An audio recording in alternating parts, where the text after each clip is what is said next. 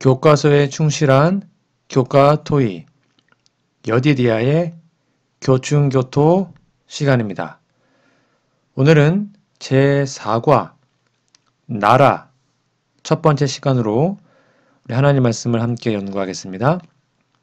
여러분 교과서와 성경책을 미리 준비해 주시기 바랍니다.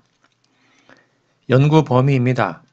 창세기 10장 1절에서 12절, 창세기 12장 1절에서 9절, 사무엘상 8장 4에서 18절, 마태복음 20장 25에서 28절, 계시록 18장 1에서 4절입니다. 성경 연구 범위, 본문을 꼭 펴서 읽어주시기 바랍니다. 기억절입니다. 그에게 권세와 영광과 나라를 주고 모든 백성과 나라들과 다른 언어를 말하는 모든 자들이 그를 섬기게 하였으니 그의 권세는 소멸되지 아니하는 영원한 권세요 그의 나라는 멸망하지 아니할 것이니라. 다니엘 7장 14절입니다. 기억절 노래 들으시고 이어서 말씀 연구를 진행하겠습니다.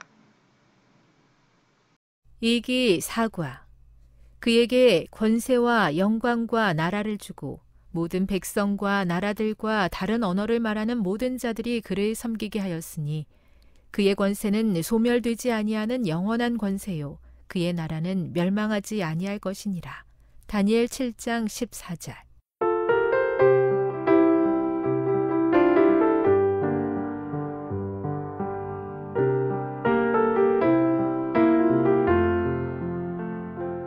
그에게 권세와 영광과 나라를 주고 모든 백성과 나라들과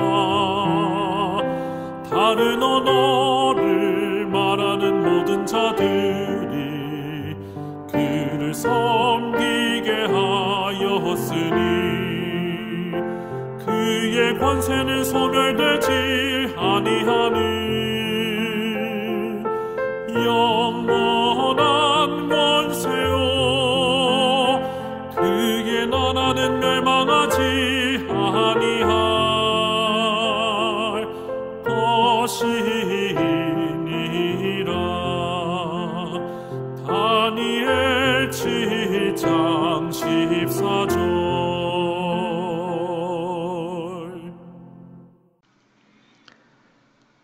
4월 20일 일요일입니다. 제목은 니므롯과 니느웨. 자, 교과서 질문입니다. 창세기 10장 1절에서 12절을 읽어보라. 여기서 성경은 니느웨와 바벨론 등 이후 성경에서 볼 수 있는 여러 주요 도시들을 소개한다. 그 도시들의 이후의 역할에 비추어 볼 때 이 구절에서 우리는 무엇을 추론할 수 있는가? 여러분, 창세기 10장은 노아의 세 아들 셈과 함과 야벳의 후손들을 소개하며 특별히 함의 아들인 구스와 그의 아들 니므롯을 중심으로 바벨론과 니느웨를 포함한 여러 도시의 기원을 설명하고 있습니다.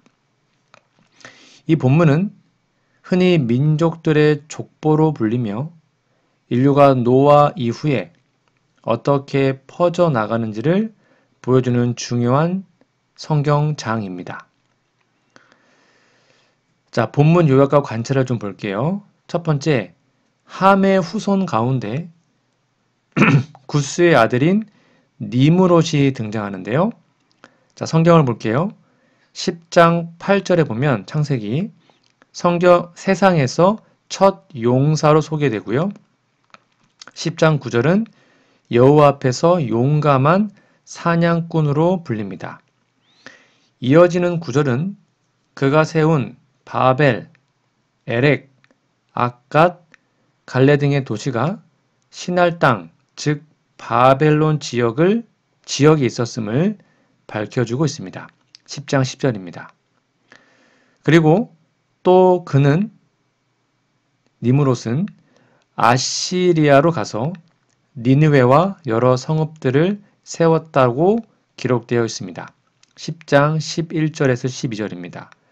이 도시들, 특별히 바벨론과 니느웨는 성경 전체의 구속 이야기에서 큰 상징적 역할을 합니다. 자, 신학적 의미가 무엇일까요? 첫 번째, 니므롯과 그의 도시들의 성격을 좀 살펴보겠습니다. 영감의 글에 보면 니므롯에 대해서 이렇게 설명합니다. 니므롯은 반역의 중심이었고 하나님의 뜻에 대항한 왕권의 대표자가 되었다. 이는 곧 니므롯이 단순한 도시 건설자가 아니라 하나님의 통치를 거부하고 인간 중심의 체제를 구축하려는 시도의 중심 인물임을 의미합니다. 특히 바벨은 후에 바벨탑의 사건의 무대가 됩니다. 그게 창세기 11장에 나오죠. 그리고 바벨탑 사건은 인간의 자만과 하나님께 대한 도전을 상징하게 되었죠. 자, 그럼 성경에서 바벨론과 니느웨의 상징성은 무엇일까요? 바벨론은 성경 전체에서 혼란, 배교, 하나님을 대적하는 정치 및 종교 체제를 상징합니다. 계시록 17장 5절에 나옵니다. 니느웨는 훗날 요나 선자를 통해서 하나님의 심판과 자비가 동시에 드러나는 장소가 되지만 나음서에서는 멸망의 선언을 받습니다. 그래서 우리 재림교회 성경 주석은 창세기 10장을 다음과 같이 해석합니다. 이 족보는 단순한 혈통 나열이 아니라 후대에 중요한 역할을 할 민족들의 기원을 보여주며 하나님의 섭리와 인간의 반역이 교차하는 역사적 무대를 준비한다라고 기록합니다. 자, 그러면 이것이 예언과 종말론적 관점에서 어떻게 이해할 수 있을까요? 바벨론은 요한계시록에서도 등장합니다. 하나님의 백성을 핍박하고 영적으로 타락하게 만드는 세력으로 묘사됩니다. 따라서 창세기 10장은 구속사적 대결 구도의 출발점을 제시한다고 볼 수 있습니다. 바벨론과 니느웨는 단순한 도시가 아니라 하나님과 인간의 대쟁투 속에서 상징적 역할을 하는 무대가 되는 것입니다. 이 본문은 단지 과거의 도시 건설 이야기가 아닙니다. 인간의 힘과 교만으로 세운 도시는 항상 하나님의 뜻과 충돌하게 됩니다. 반면에 하나님의 인도하심을 따르는 백성은 비록 작아 보여도 참된 번영과 생명을 얻게 됩니다. 우리는 오늘날 어떤 도시를 건설하고 있습니까? 하나님을 중심에 두지 않는 개인의 야망이나 세상의 가치에 기반한 삶은 결국 바벨론처럼 혼란과 파멸로 끝날 수밖에 없습니다. 여러분, 세상은 여전히 니므롯의 도시처럼 교만과 탐욕, 자기 영광을 쫓는 문화를 세우고 있습니다. 그러나 우리는 하늘에 있는 성, 곧 하늘 예루살렘을 바라보는 믿음의 사람들입니다. 지금 이 땅에서 우리가 세우는 선택과 삶의 방향이 영원한 도성을 향한 순례자의 삶이 되기를 간절히 바랍니다. 4월 21일 월요일입니다. 제목은 아브라함의 부름입니다. 자, 교과서 질문해 보시면 창세기 12장 1에서 9절을 읽어보라. 하나님은 왜 아브라함을 그의 고향에서 불러내셨는가? 자, 창세기 12장 이 말씀은 아브라함의 소명, 부르심의 장면을 담고 있으며 성경의 구속사에서 매우 중요한 전환점을 이룹니다. 이 구절에서 하나님께서 아브라함을 갈대아 우르에서 부르셔서 가나안 땅을 인도하시는 사건은 단지 한 사람의 이주가 아니라 하나님께서 인류를 구속하시기 위한 큰 계획의 시작을 나타냅니다. 자, 성경을 잠깐 설명드리면 12장 1절 여호와께서 아브라함에게 이르시되 너는 너희의 고향과 친척과 아버지의 집을 떠나 내가 너에게 보여줄 땅으로 가라고 말씀하셨죠. 즉 하나님은 아브라함에게 고향과 친척과 아버지의 집을 떠나도록 명하셨고 그에게 큰 민족이 되게 하며 복의 근원이 될 것이라고 약속하셨고 그를 축복하는 자는 복을 받고 저주하는 자는 저주를 받을 것이며 땅의 모든 족속이 너로 말미암아 복을 얻을 것이다 라고 말씀하셨습니다. 이 말씀은 어떠한 의미가 있을까요? 첫 번째, 아브라함의 부르심은 구속 계획의 시작입니다. 하나님은 바벨론의 혼란과 인간의 교만, 창세기 11장을 살펴봤죠. 그것을 배경으로 믿음의 사람 아브라함을 부르셔서 새로운 인류의 영적 시작을 이루고자 하셨습니다. 이는 곧 예수 그리스도를 통한 구원의 계보, 즉 언약의 족보를 이어가신 사건입니다. 영감의 글입니다. 아브라함은 하나님의 말씀에 즉시 순종했다. 그는 미래가 불확실했지만 그분의 명령을 신뢰하고 떠났다. 이는 곧 믿음으로 사는 삶의 본보기이며 히브리서 11장에서도 아브라함은 믿음의 조상으로 높이 평가를 받습니다. 두 번째는 영적, 윤리적 분리를 위한 부르심입니다. 무슨 말인가 하면 아브라함의 고향 갈대아 우르는 우상 숭배의 중심지였죠. 그의 가족도 그러한 문화에 익숙해 있었던 것으로 보입니다. 그래서 그의 아버지 데라는 우상도 섬기고 하나님도 섬겼거든요. 그래서 하나님은 아브라함을 이교 문화에서 분리시켜 순수한 믿음의 공동체를 세우기 위해 그를 불러내신 겁니다. 재림교회 주석입니다. 하나님은 아브라함에게 세속적 분리된 삶을 명하셨고 그의 순종은 후대 신자들에게 본이 되었다라고 주석하고 있습니다. 세 번째는 복의 통로로서의 소명입니다. 하나님은 아브라함을 단지 축복하기 위해 부르신 것이 아니라 그를 축복의 통로로 삼기 위함이었습니다. 땅의 모든 족속이 너로 말미암아 복을 얻을 것이라. 이 약속은 예수 그리스도를 통한 전 인류의 구원을 예언적으로 포함합니다.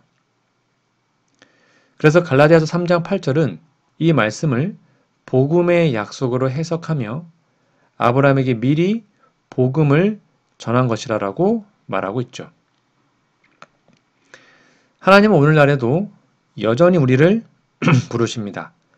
때로는 익숙한 삶의 자리, 인간적인 안정감, 세상의 가치관을 떠나라고 하십니다.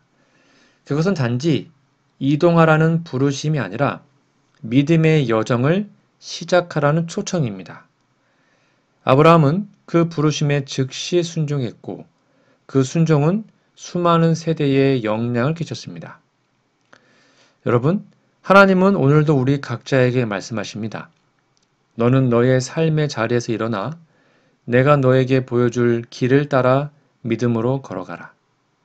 이 세상의 혼란과 불확실함 속에서도 주님의 부르심은 명확하고 확실합니다. 아브라함처럼 즉시 순종하며 우리의 삶이 복의 통로가 되기를 간절히 바랍니다. 밑에 있는 두 번째 질문입니다. 신명기 4장 5에서 9절 읽어보라. 주님은 하나님께서 아브라함에게 하신 약속을 성취한 나라인 아브라함의 자손들에게 무엇이라 말씀하고 계시는가? 꼭 읽어보세요. 신명기 4장 5에서 9절은 이스라엘 백성이 약속의 땅에 들어가기 직전에 모세가 하나님의 율례와 법도를 다시 상기시키며 권면하는 장면입니다. 이 구절에서 모세는 하나님께서 아브라함에게 약속하신 것을 이루신 후 그 자손들에게 주시는 특별한 사명과 경고를 전하고 있습니다. 본문 말씀을 잠깐 요약하면 신명기 4장 5절 내가 너희 하나님 여호와께서 명령하신 대로 규례와 법도를 너희에게 가르쳤다. 6절 너희는 지켜 행하라. 이 모든 규례를 듣고 이 큰 나라 사람은 지혜롭고 슬기 있는 백성이다. 7절 우리 하나님 여호와께서 우리가 그에게 기도할 때마다 우리에게 가까이 하신 것 같이 그의 신이 가까이 함 얻은 큰 나라가 어디 있냐. 8절 오늘 내가 너희 앞에 두는 이 율법과 같이 의로운 규례와 법도를 가진 큰 나라가 어디 있느냐. 9절 오직 너는 스스로 삼가며 내 눈으로 본 그 일을 잊지 말라. 어떤 의미가 있을까요? 첫 번째, 하나님의 언약의 성취와 정체성의 회복입니다. 하나님은 아브라함에게 내 자손을 큰 민족으로 삼고 그를 통해 모든 민족이 복을 받을 것이라고 약속하셨죠? 그런데 신명기 4장에서는 그 약속이 이루어진 현실 속에서 이스라엘 백성이 그 언약에 응답하는 삶을 살아야 함을 강조하고 있습니다. 영감의 글입니다. 하나님은 이스라엘 백성을 통하여 자신을 세상에 나타내기를 원하셨다. 그들은 하나님의 성품과 법을 세상에 알리는 산 교훈이 되어야 했다. 자, 두 번째는 율법의 소중함과 사명입니다. 하나님께서 이스라엘에게 주신 율법은 단지 제도적인 법이 아니라 하나님의 성품을 반영하는 의의 기준이죠. 이것을 지키고 사는 것이 곧 민족의 지혜와 슬기의 표지가 되고 다른 민족들이 이를 보며 하나님을 찬양하게 될 것입니다. 이는 우리 재림교회가 말하는 남은 자손의 사명과도 연결되죠. 특별히 하나님의 계명과 예수의 믿음을 지키는 자들이 마지막 때에도 나타나서 하나님의 품성을 세상에 드러내게 되잖아요. 이게 바로 우리의 사명인 것입니다. 세 번째는 하나님과의 특별한 관계입니다. 이스라엘은 하나님께 기도할 때 그분이 가까이 계시는 민족이었습니다. 이는 단지 종교적 체험이 아니라 살아계신 하나님과의 관계 속에서 주어지는 특권입니다. 하나님은 이스라엘을 자신의 백성으로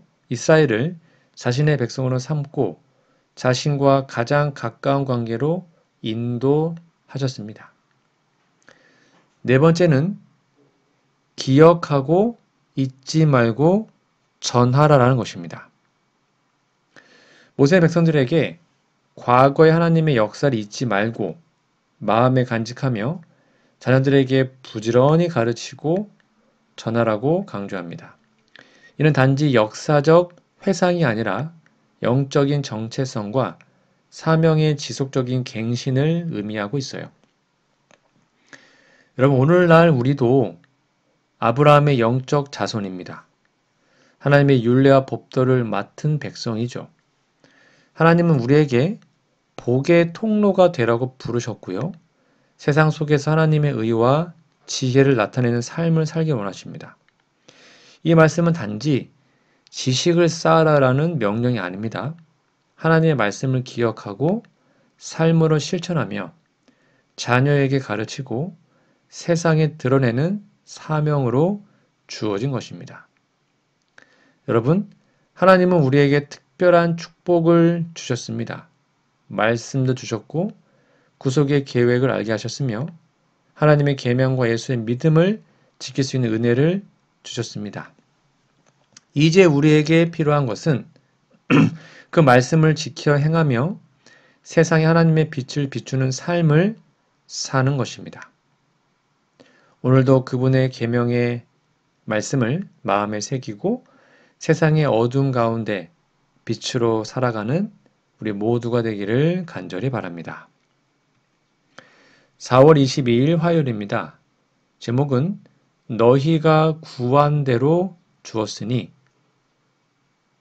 교과서 질문입니다. 사무엘상 8장 4에서 18절 읽어보라. 이스라엘 장로들은 왜 왕이라는 존재를 매력적으로 느꼈다고 생각하는가? 우리는 어떤 방식으로 비슷한 유혹에 빠지게 되는가? 자, 오늘 본문 말씀은 이스라엘 백성이 사무엘 선지자에게 우리에게도 다른 나라처럼 왕을 세워달라고 요청하는 장면이 기록되어 있습니다. 이 본문은 하나님의 통치를 거부하고 인간 왕의 제도를 따르려는 이스라엘의 근본적인 동기와 영적 갈등을 보여주고 있습니다. 본문을 간단하게 요약해 드릴게요. 8장 5절에 보면 이스라엘 장로들이 라마에 있는 사무엘에게 찾아와서 그가 늙었고 아들들이 그의 길을 따르지 않으니 우리에게 왕을 세워달라고 요청합니다. 그러자 6절에서 9절에 보면 사무엘은 이 요청을 기뻐하지 않았고 하나님께 기도하자 하나님은 그들이 너를 버림이 아니라 나를 버려 자기들의 왕이 되지 못하게 함이다라고 말씀하셨고요. 10절에서 18절은 하나님은 사무엘을 통해 앞으로 세워질 왕이 어떻게 백성을 지배하고 착취할 것인지를 경고하십니다. 그런데 이스라엘은 그럼에도 불구하고 왕을 선택합니다. 자, 그러면 이스라엘이 왕을 원한 이유와 그 매력은 무엇일까요? 첫 번째입니다. 다른 민족들처럼 되고 싶었기 때문입니다. 8장 5절에 보면 우리에게도 모든 나라와 같이, 즉 열방과 같이 왕이 있어 우리를 다스리게 하소서. 이들은 하나님의 특별한 백성이라는 정체성보다 세상의 기준과 체제를 따르고 싶은 욕망을 드러냈습니다.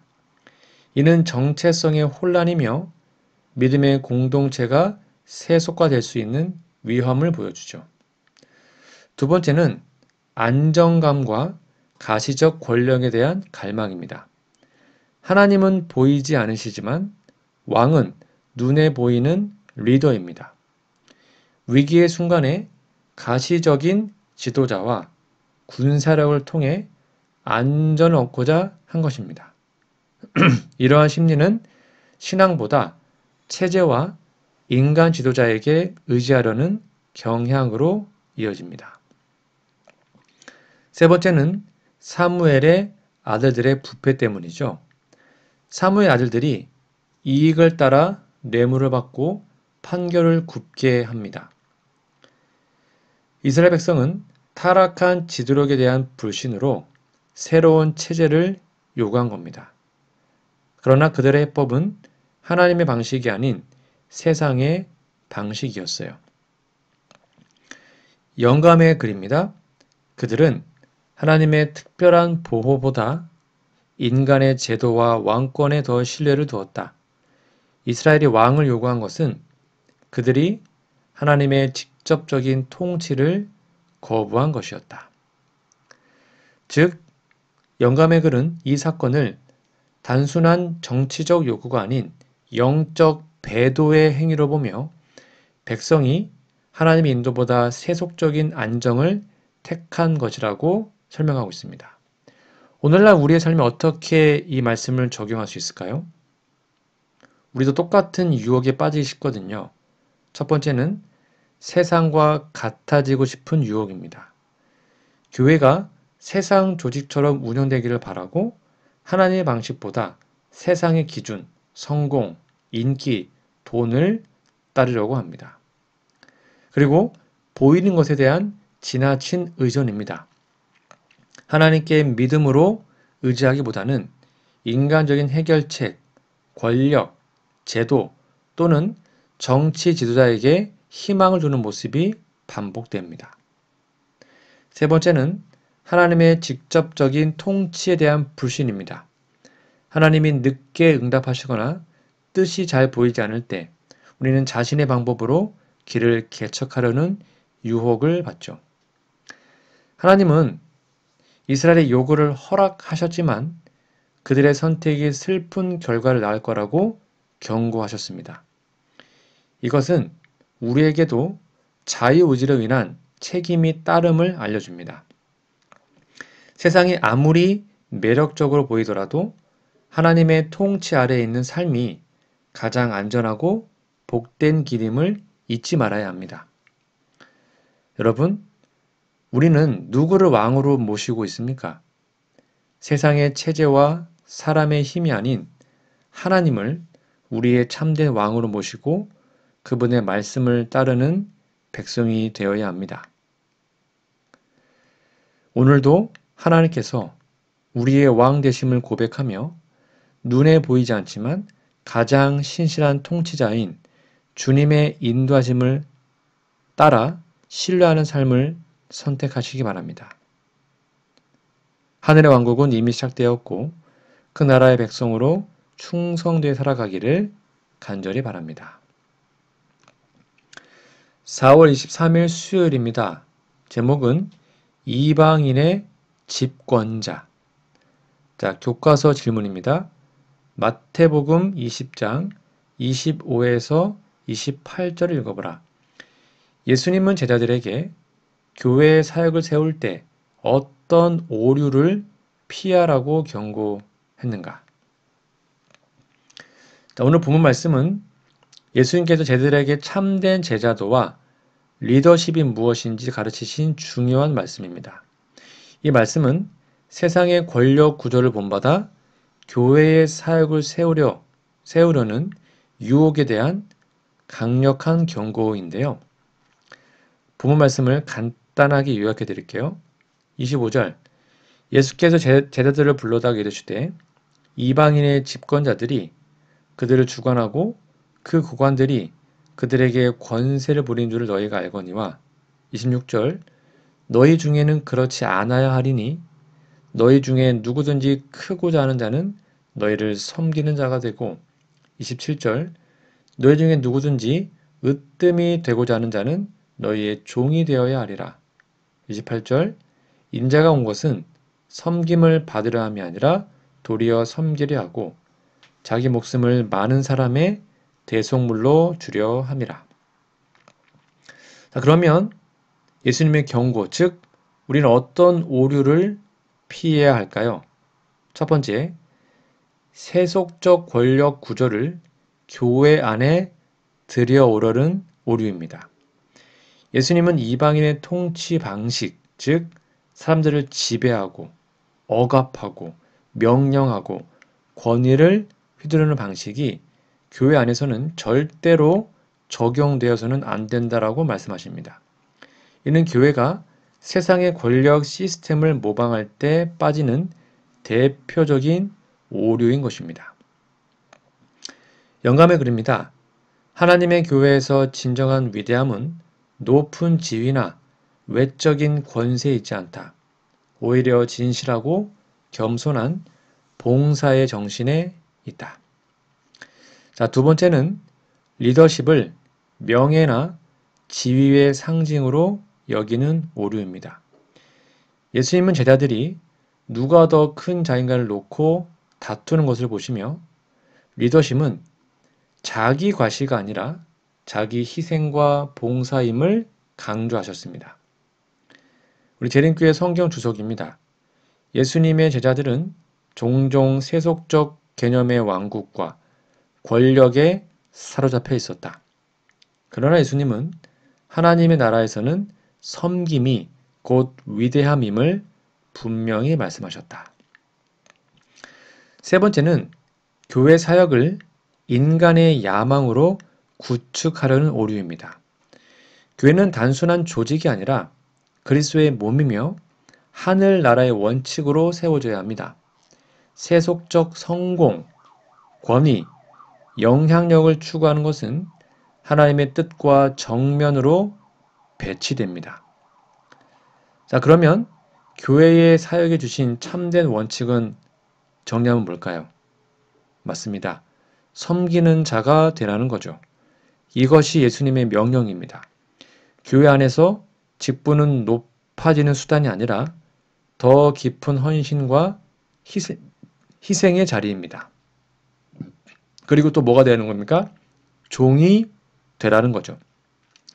종은 자발적 헌신으로 자신을 낮추는 자입니다. 이는 예수님 자신이 친히 보여주신 모습이죠. 그리고 또 뭡니까? 대속물로 주려 함이다라는 것입니다. 교회 사역의 중심은 예수님의 십자가의 정신, 곧 자기 희생과 사랑이어야 합니다. 오늘날에도 많은 교회가 성장과 영향력을 추구하며 세상의 조직이나 리더십 스타일을 교회 안에 적용하려는 유혹에 빠질 수 있습니다. 그런 예수님의 나라는 역설적이죠. 높아지고 싶으면 낮아져야 하고요. 앞서려면 섬겨야 합니다. 여러분, 여러분의 교회에서는 무엇에 기대하고 하나님 일을 하고 있습니까? 더 많은 영향력입니까? 더 높은 위치입니까? 아니면 세상적 성공입니까? 아니면 예수님처럼 섬기기 위해 무릎을 꿇는 자리입니까? 우리의 참된 모본 예수님이십니다. 그분은 하늘의 왕이셨으나 종의 모습으로 이 땅에 오셨고 마침내 십자가에서 자신의 생명을 내어주셨습니다. 너희 안에 이 마음을 품으라 곧 그리스도 예수의 마음이니. 오늘 우리가 세우는 교회, 우리가 감당하는 사역이 그리스도의 섬김의 정신 위에 세워지기를 간절히 소망합니다. 4월 24일 목요일입니다. 제목은 이방인의 빛. 자, 다음 구절은 하나님께서 이 세상에서 하나님의 백성을 위해 의도하신 역할에 대해 우리에게 무엇을 가르쳐 주는가? 우리는 이 원리를 어떻게 자신에게 적용할 수 있겠는가? 자, 우리 민수기 14장 17에서 21절, 그리고 이사야 42장 6절, 이사야 49장 6절, 이사야 60장 3절, 그리고 계시록 18장 1에서 4절 꼭 다 읽어보시고 답을 적어보시기 바랍니다. 자, 여기 보면 민수기, 이사야, 계시록에 기록된 이 세 구절들은요. 하나님께서 그분의 백성에게 세상 속에서 어떠한 정체성과 사명을 부여했는지를 깊이 있게 보여줍니다. 우리는 이 말씀을 통해 하나님의 백성이 세상에서 어떤 빛이 되어야 하며 악에서 어떻게 분리되어야 하고 어떻게 구원의 도구로 쓰임 받을 수 있는지를 배울 수 있는데 하나하나 살펴보겠습니다. 자, 첫 번째 민수기 14장 17에서 21절에 보면 요약해 드릴게요. 하나님의 영광은 온 세상에 있다는 겁니다. 이제 주의 큰 권능을 나타내옵소서. 여호와는 노하기를 더디하시며 인자가 많으시며 내가 여호와의 영광이 온 세상에 가득한다라고 말합니다. 이 구절은 모세가 이스라엘 백성의 불신앙에도 불구하고 하나님의 인자하심과 긍휼하심을 의지하여 중보하는 장면입니다. 하나님은 죄를 반드시 심판하실 뿐만 아니라 그분의 영광이 온 세상에 충만하게 될 것이라는 뜻을 밝히십니다. 무슨 말이에요? 하나님의 백성은 하나님의 성품을 세상에 반영하고 하나님의 영광을 온 세상에 알리는 도구가 되어야 합니다. 오늘날 우리는 중보자 모세처럼 세상과 형제들을 위해 기도하고 하나님의 긍휼을 전하는 영적 대사로 부름을 받았습니다. 자, 두 번째 이사야 42장 6절, 49장 6절, 60장 3절이죠. 이것은 한마디로 이방의 빛으로 부름받은 백성입니다. 49장 6절은 내가 너를 이방의 빛으로 삼아 나의 구원을 베풀게 하리라. 이사야 60장 3절은 나라들이 내 빛으로 왕들이 비치는 내 광명으로 나아오리라 라고 말하죠. 여러분, 이사야에서 하나님은 이스라엘을 이방의 빛으로 부르셨습니다. 이 사명은 메시아 예수님 안에서 성취되며 오늘날에는 그분을 따르는 영적 이스라엘, 곧 하나님의 백성에게 주어졌습니다. 이는 우리 재림교회가 말하는 남은 백성의 정체성과도 연결되죠. 특별히 계시록 14장 6에서 12절, 즉 세 천사의 기별을 통해 온 세상에 빛을 비추는 역할입니다. 영감의 글입니다. 하나님께서 그분의 교회를 세상에서 빛으로 삼으셨다. 그들은 세상 하나님의 뜻과 사랑을 나타내야 한다. 우리는 세상 속에 단지 신앙 생활만 하는 존재가 아닙니다. 하나님의 빛을 비추는 존재, 즉 세상 속에 하나님을 드러내는 통로로 부르심 받았습니다. 우리의 가정, 교회, 사회 속에서 말과 행실로 하나님의 진리와 사랑을 나타내는 사명을 실천해야 하는 것입니다. 세 번째 계시록 18장 1에서 4절은 한마디로 바벨론에서 나오라는 말씀이죠. 무너졌다, 무너졌다 바벨론. 내 백성아 거기서 나오라. 그의 죄에 참여하지 말고 그가 받을 재앙들을 받지 말라. 이 계시록 18장은 영적으로 타락한 종교 세력, 바빌론에 대한 하나님의 심판을 예고하며 그 안에 있는 하나님의 백성에게 나오라라고 외치는 장면입니다. 하나님은 바벨론의 죄에 연루되지 않고 진리와 순결을 따르는 공동체를 따르라라고 명령하십니다. 영감의 글에도 이 부분을 이렇게 언급합니다. 하나님의 백성은 타락한 교회에서 분리되어 나와 하나님의 계명과 예수 믿음을 지키는 진리의 편에 서야 한다. 오늘날 우리도 바벨론의 혼합된 진리, 세속화된 종교와 가치관에서 분리되어 하나님의 말씀과 계명을 온전히 따르는 삶을 살아야 합니다. 특별히 마지막 시대에는 참된 예배와 거짓 예배, 하나님의 계명과 사람의 계명 사이에서 선택의 기로에 서게 될 것입니다. 내 백성아 나오라라는 이 음성에 귀를 기울이며 진리의 편에 서는 결단이 필요하죠. 자, 그렇다면 세상 속에 하나님의 백성의 역할은 무엇입니까? 이 본문은 하나님의 백성이 이 세상에서 해야 할 세 가지의 사명을 말해줍니다. 다시 한번 정리하면 민수기 14장 17에서 21절은 핵심 사명이 뭐였어요? 하나님의 영광을 온 세상에 전파한다. 즉 오늘날의 적용은 중보자적 삶, 하나님의 성품을 반영하는 것입니다. 두 번째, 이사야 42장, 49장, 이사야 60장 이 본문은 핵심 사명이 이방의 빛, 구원의 통로로 우리가 살아야 된다. 그래서 오늘날의 적용은 진리와 사랑의 빛을 비추라는 것입니다. 세 번째, 계시록 18장은 핵심 사명이 뭐예요?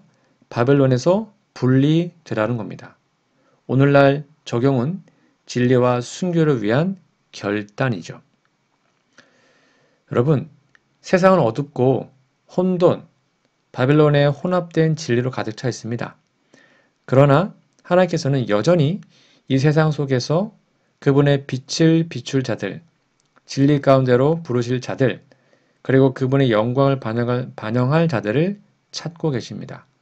오늘 우리는 그 부르심에 응답할 준비가 되어 있습니까? 우리의 삶이 주님의 빛을 반사하는 거룩한 거울이 되도록 바벨론에서 나오라는 이 진리의 길로 어둠 속에서 빛의 사자로 쓰임받기를 간절히 바랍니다. 오늘은 제4과 나라 첫 번째 시간으로 우리 하나님의 말씀을 함께 연구하였습니다. 여러분, 성경 연구 범위, 본문을 꼭 펴서 여러 번 읽어주시고 기억절도 외워주시면 감사하겠습니다. 다음 주에는요, 5과 나라라는 제목 두 번째 시간으로 공부하겠습니다. 다음 시간까지 영육간에 강건하시고 오늘은 기도하고 모든 공부를 마치겠습니다. 하늘의 아버지, 악한 지도자가 사람을 죄의 길로 이끄는 역사 가운데서 우리를 지켜 주시옵소서. 우리의 마음을 보호하셔서 하나님을 비방하거나 원망하여 죄의 결과를 하나님께 돌리는 잘못에서 건져주시고 주님께서 회복해 주실 것을 신뢰하게 하옵소서. 세상에서는 볼 수 없는 빛과 특권으로 이끄시는 하나님의 부르심을 따르게 하시니 감사합니다. 겸손히 간구하오니 우리의 모자라고 부족한 모습은 가려주시고 아브라함에 주셨던 약속을 나타내는 주님의 종이 될 수 있도록 도와주시옵소서. 때로는 주께서 우리의 기도에 응답하지 않으신 것도 감사한 이름을 깨닫습니다. 우리는 무엇을 구하는지 모르면서 인간의 생각으로 구할 때가 있습니다. 우리를 홀로 두지 마시며 기도할 때 인도하셔서 주의 뜻을 따라 구하게 하옵소서. 세상에 속하여 살면서 익숙한 풍습대로 결정하다가 하나님의 일을 바로 보지 못할 때가 있습니다. 하나님의 뜻을 저버리고 어그러진 길로 가지 않도록 저희의 발걸음을 인도하시고 잘못된 길에서 돌이킬 수 있는 지혜와 은혜를 주옵소서. 빛을 비추라는 부름을 소홀히 할 때 이방이 전쟁으로 다가오는 것을 보여주셔서 감사합니다. 우리의 부족함으로 하나님의 이름이 짓밟히는 역사를 반복하지 않도록 힘주시고 적대적인 세상을 향해서 우리가 할 일을 잘 감당할 수 있도록 도와주시옵기를 예수님의 이름으로 간절히 기도합니다. 아멘.